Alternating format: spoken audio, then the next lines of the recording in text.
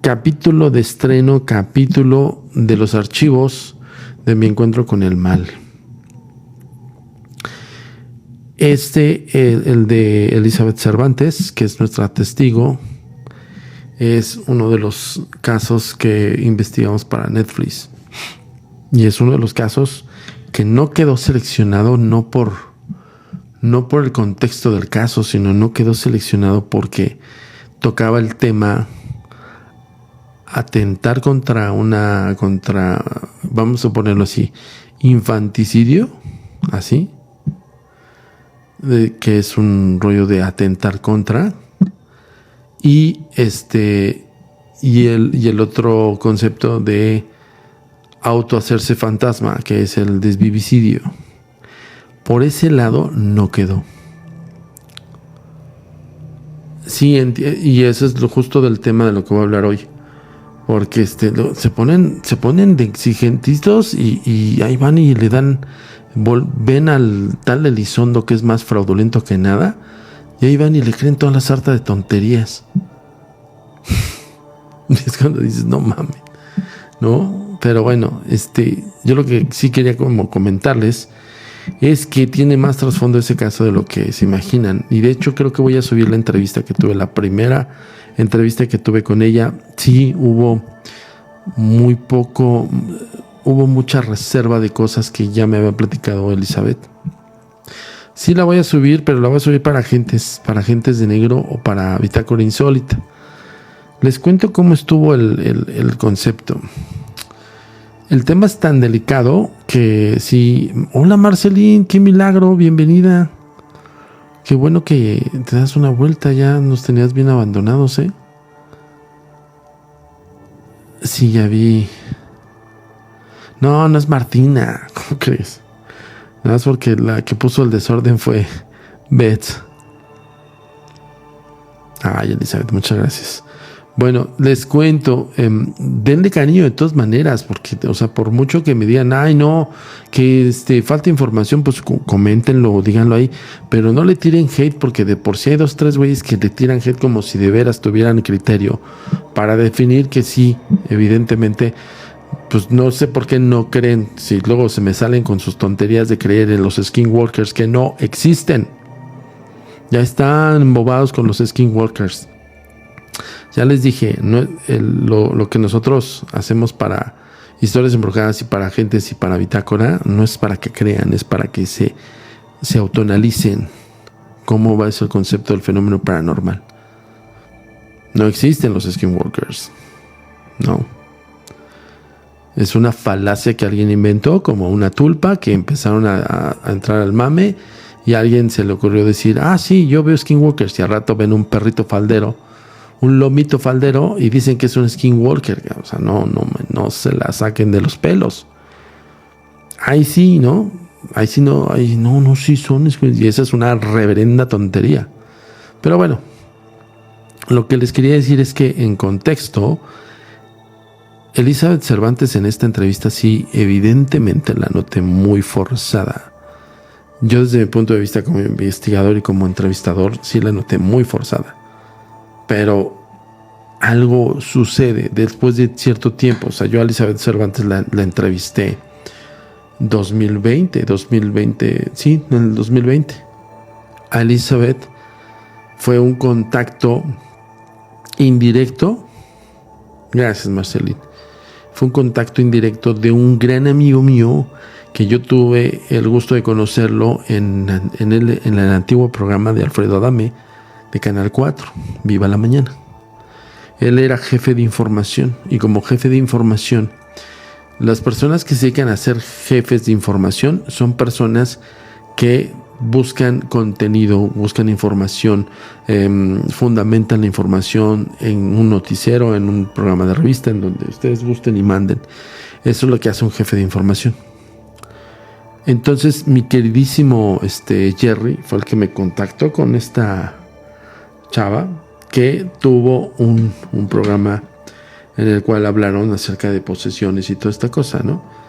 Y hubo justamente, me dijo, a ella no la, o sea, le escuchamos su caso, Samudio, pero por la cuestión delicada del caso, ya no le dimos seguimiento.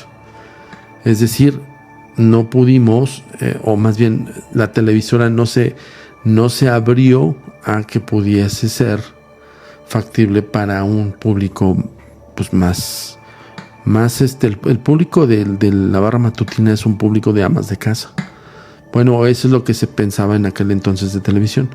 Entonces Gerardo me dice, ¿sabes qué, Samudio? Este caso sí está muy fuerte y no salió nunca, ¿no? Entonces me dice, me acordé de ti y me acordé que ya sabía él que Yetro, saludos, ya había visto el Haunted Latinoamérica y ya sabía que estábamos buscando casos para mi encuentro con el mal. Y me dijo, este es un caso para mi encuentro con el mal. Bueno, para el caso que necesitas de exorcismo, Samudio. Es una chica que vivió una posesión y lo extremo del asunto es que esta chica en el proceso, en la crisis de posesión, lo que buscaba el demonio era atentar contra ella y atentar contra sus hijas en crisis de posesión. Entonces el caso está muy cañón, ¿eh? Y entonces eso fue en 2020. Yo tengo ahí la entrevista. Ya que salió la entrevista de Historias Embrujadas, voy a complementarla con la primera entrevista, que es donde me platica un poco más extenso. De hecho, esa entrevista, pues sí, prácticamente me cuenta cómo fue, cómo se enteró que su familia le hizo un maleficio, cómo es de que ella dentro de las crisis de posesión. Entonces, a mí me empezó a ir mal en el trabajo, me empezaron a pasar muchas cosas. Llegó el momento en el que pensé en... Entonces empezamos a comer y mi padre me dijo, te voy a hacer un registro porque siento algo mal en ti. Me hace el registro y me dice, no te quiero decir nada. Saco lo que dicen los caracoles y quiero que tú lo leas. Y ahí dice, la persona está enterrada. Un familiar la tiene enterrada. Es que justo, a ver, hay otras cosas de las cuales la propia Elizabeth me complementa en la primera entrevista. Y eso también, debo decir, yo debía haberle dicho, ¿sabes qué? Cuéntame desde cero, como si no hubiéramos hecho ninguna entrevista. Entonces, sí es la chica de Historias Embrujadas. Entonces pudo haber abarcado más, pero no, creo que abarcó desde el punto en el que hoy, ¿qué onda con ella? Porque así empezó la entrevista. Yo Elizabeth Cervantes la conocí en el 2020 y fíjense, ya en 2025 la vuelvo a ver para entrevistarla con este concepto. Entonces sí, bueno, 2024 de hecho. Entonces sí hay un cambio y que eso quiero darles un contexto del por qué todos ustedes quienes están aquí, la mayor parte sí Historias Embrujadas. Y evidentemente están acostumbrados a que hay siempre pues alguna historia que sí los puede desafiar, los puede desequilibrar, alguna historia que les puede interesar o alguna historia que no la entiendan. También eso se comprende y se entiende, ¿ok? Pero no quiere decir que la persona que está dando su testimonial sea una persona que no está diciendo la verdad. Yo les digo de antemano y se los digo así. Esos expedientes de mi encuentro con el mal están más que confirmados.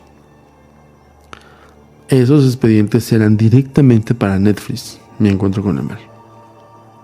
¿Sí me explicó? Entonces sí es diferente. Yo de esos expedientes meto las manos al fuego. Esos expedientes sí yo meto las manos al fuego por esos casos. Porque están más que confirmados. De todos los demás que cuenten los otros invitados, no sé por qué no los he investigado. Son anécdotas que me cuentan, se acabó. ¿Ok? Por darles un dato nada más. Pero sí, para complementar, voy a subir la entrevista que tuve en el 2020 con ella. Y de cómo me platicó todos estos acontecimientos, que incluso, pues, parte de eso se orilla a las personas a buscar. La ayuda eclesiástica la buscan luego, ¿eh? También pasa eso, ¿eh? O sea, los mismos párrocos, no entiendo por qué,